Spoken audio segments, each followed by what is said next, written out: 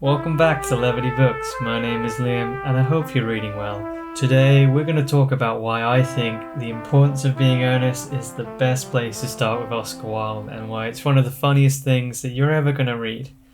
The Importance of Being Earnest is a very quick read and it's funny, it's cheerful and it's light-hearted, which is something which is quite hard to find in classics in general.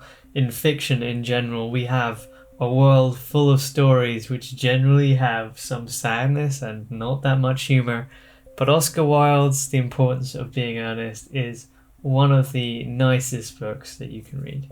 Now, lucky for you, I found a way you can read this for free and it's totally legal. It's called the Gutenberg Project. They are making classics freely available as ebooks for people who have Kindles or other e-readers. So I read this for free using the link in the description to this video.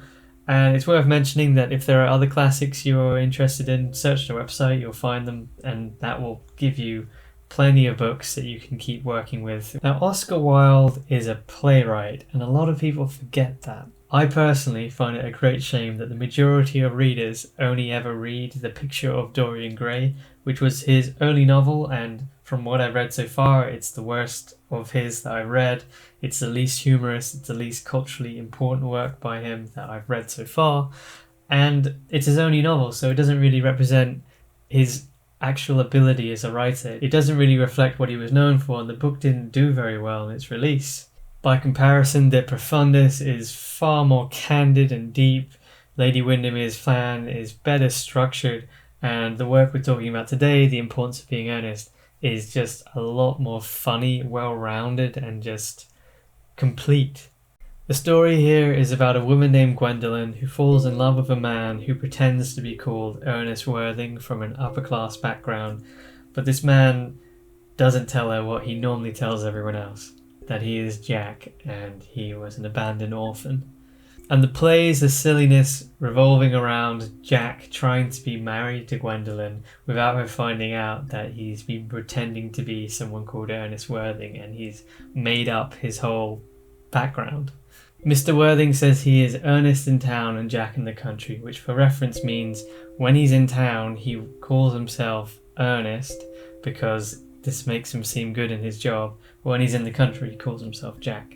A similar case occurs for Mr. Worthing's friend, Algernon, who also has two identities and is trying to woo a woman. And the silliness of the play is these two men trying to be two people at once and trying to hold the act together.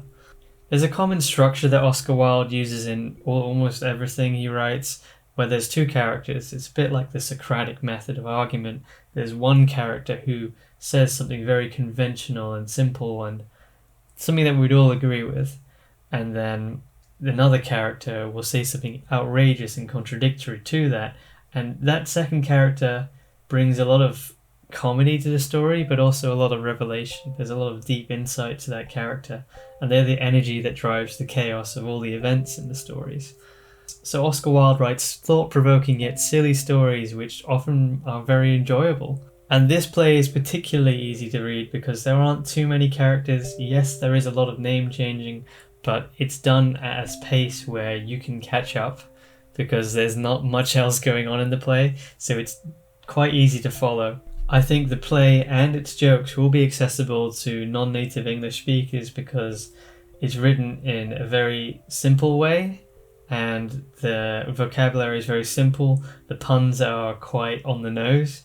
So it means that it's quite accessible to people who haven't read plays before who aren't looking for something too complicated in terms of classics. Some people struggle with the language in classics, and Oscar Wilde is never someone you struggle to understand what he's saying, but he'll say something so deep that you'll be thinking about it for a while, and then he'll say something so silly that you'll be laughing about it for a while. So it's great for new readers.